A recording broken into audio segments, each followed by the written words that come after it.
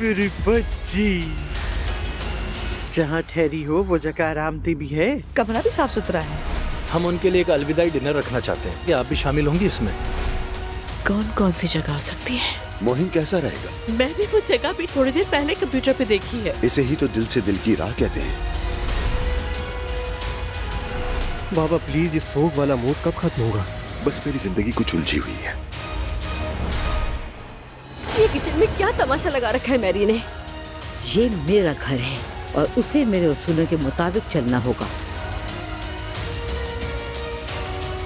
तुम मुझे पसंद नहीं करती हो और मैं भी तुम्हें पसंद नहीं करती हूँ। इस ड्रामे की कोई जरूरत नहीं, क्योंकि मैं तुम्हारे अंदर की असलियत को देख रही हूँ। अपनी बारी का इंतजार करो।